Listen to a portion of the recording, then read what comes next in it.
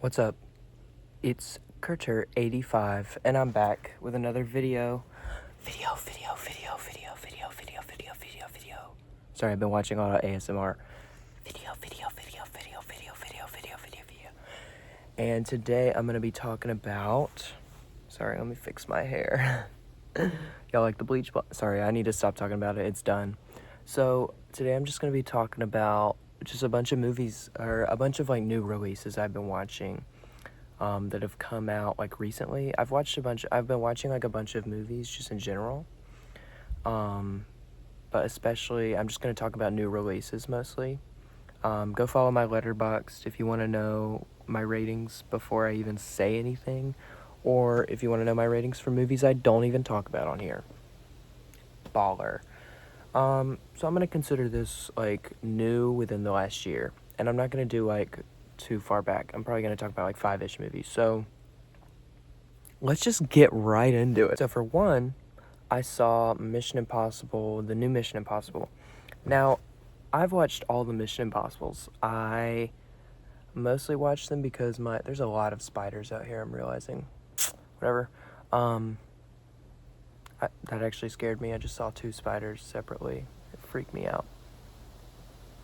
Anyways, I watched them because my parents made me watch them with them, but I'm kind of glad they did because I very much enjoyed them. They're very fun, and I just love a good spy movie whenever it's good. And you'll hear about a good spy movie in a second.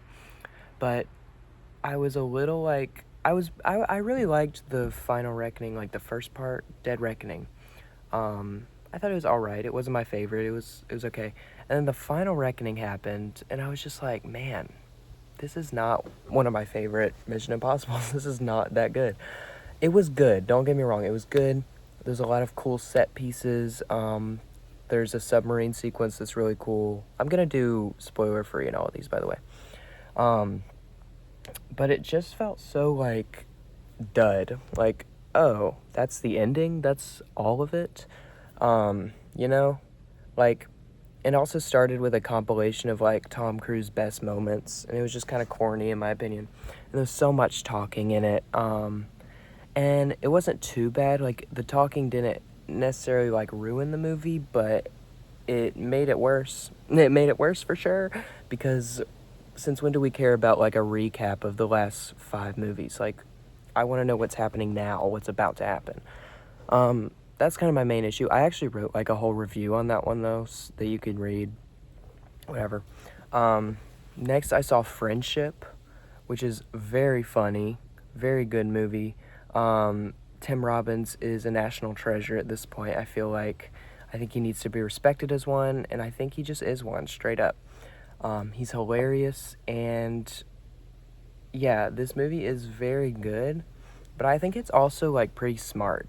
It's very good, it's very funny, it's very well acted. I think it's also very smart. I think it, talks about friendship very well, and it kind of, calls out these characters, and it's they are not how you should be. These are not good people, and there's just so many contradictions in the characters that are interesting, so many jokes that are really funny, but if you look into them deeper, there's it shows how the character is. There's a bit, it's at the very beginning, so it's not really spoiler, where Tim Robbins fills a coffee cup all the way to the brim, and he's walking through it, and he's full cup coming through, full cup coming through.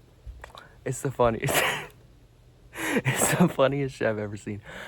But it's smart because it shows how selfish he is and how egotistical he is in the movie. I'm gonna fill this up to the very brim and make everyone move out of my way so I can hold my coffee just like this. Full cup coming through. It's really funny. Oh my gosh, the spider's crawling towards me. Not dealing with that shit. Nope, not doing that. I'm gonna move. Okay, sorry about that. But yeah, hilarious movie, absurd movie, very weird movie. I will say I thought it would be a little weirder, maybe, just because Tim Robbins is just so weird, but I guess, like when you try and make a sketch show, you can have a lot of ideas that are super weird and just throw them at the wall, and they're just like absurd, and it doesn't matter. But I understand why I had to be a little bit more grounded, just for, like, it's a movie. It's a movie. It has to be more grounded. Even movies that are like super heightened have a sense of like, this is a movie and we need to have something that can last the whole thing. So I get it. I also watched Black Bag recently. Amazing. Amazing. It's so good. No one's talking about this movie. No one's talking about Black Bag, but it is so good. It is one of the best spy movies I've seen recently. Like, and I'm being serious. I'm being 100% serious.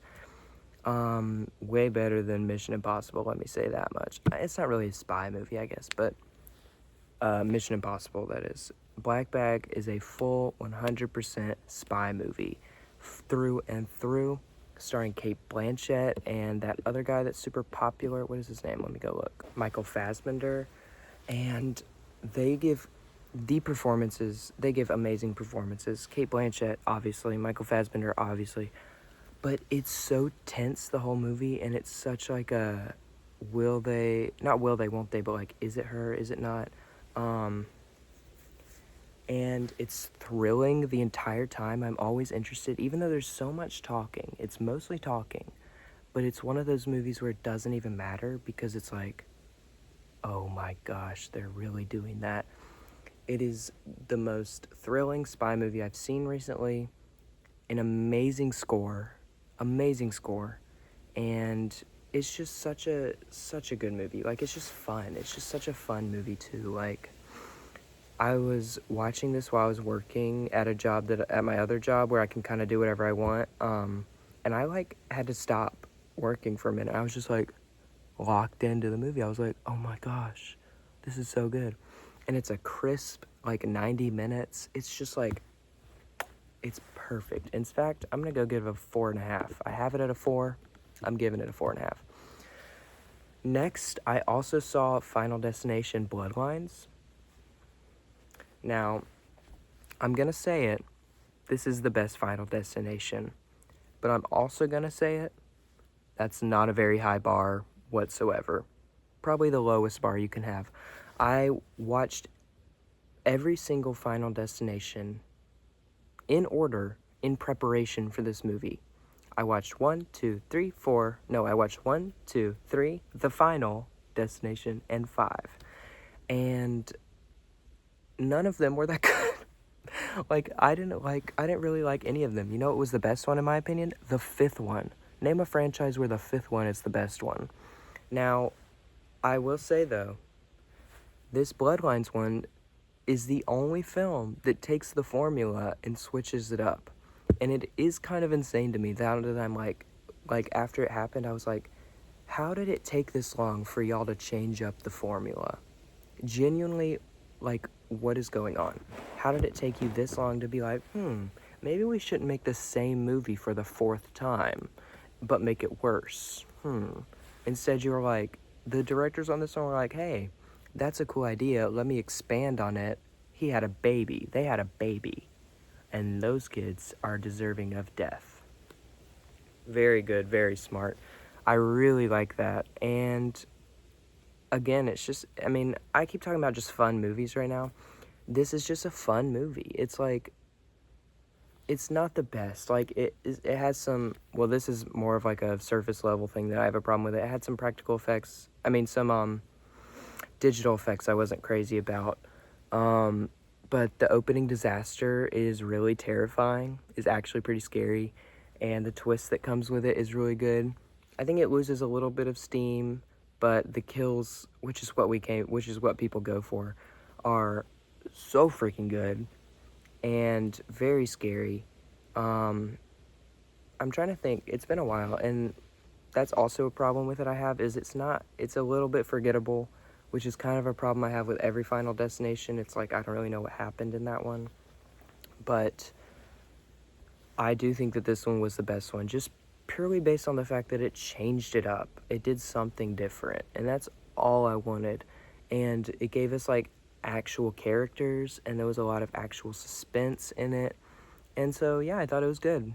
Again, I think it was a little flat at times, a little corporate at times, but, you know, who cares? Who cares? Am I right?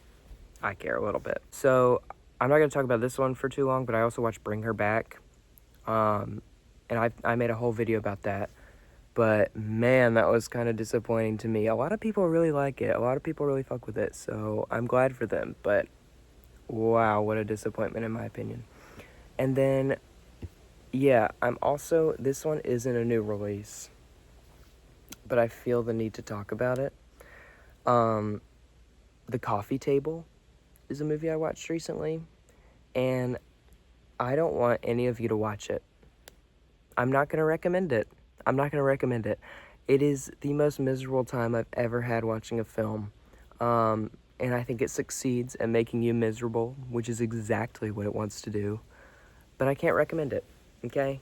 It is just the most horrific experience that I've ever been through. It's a Spanish movie. It's a horror black comedy about a couple that buys a new coffee table and their parents. And I'm not supposed to say anything beyond that because it's like spoilers, but it's just like, I know it's gonna make y'all curious. That's the thing. Like, anytime someone's like, I don't recommend it, I immediately go and look it up. Like, I'm not saying you don't have to look up what happens in the movie, but if you're trying to watch this movie blind, that is gonna be the most miserable experience you've ever had, is all I'm gonna say. It is, like, I was sitting there the whole time. This is how I was watching it. Doing this the whole time. And there's only one inciting incident.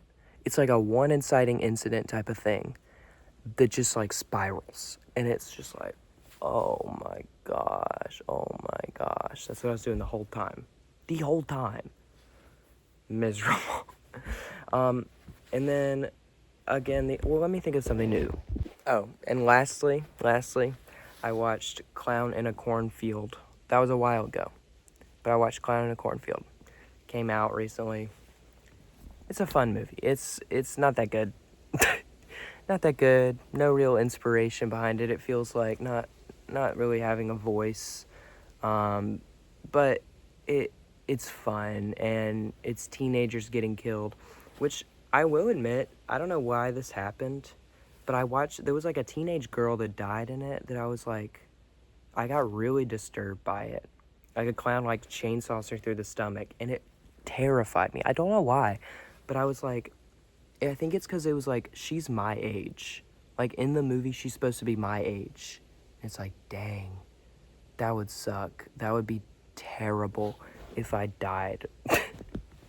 I mean, it wouldn't be that terrible, but it would be terrible to die like that, you know? And that's a weird thing, because it used to be like, kids don't die in horror movies, and I'm a kid, so I'm not gonna die. And now it's like, well, teenagers die in horror movies. 18-year-olds definitely die in horror movies. And I'm like, am I gonna die? But I'm not. But anyway, that's gonna be it for me today. I've also watched two John Mulaney specials in the past couple days. I watched The Comeback Kid, which is hilarious, obviously. And I watched New in Town as well. Hilarious, obviously. There's some foreshadowing in those, though. There's like a story that he tells about needing to get Xanax. Or he's like lying to his doctor about getting Xanax. And I was like, buddy, this is not gonna go well for you. Oh, this is bad. But I digress, whatever. And talking about Bring Her Back, sorry, I'm going back to Bring Her Back, but I watched Talk to Me right after, and I still loved it. So it really is just a problem that I have with that movie specifically. Sorry, that was super rambly. I'm like talking out of my butt, but that's going to be it for me today. I really appreciate y'all for watching. You mean the world.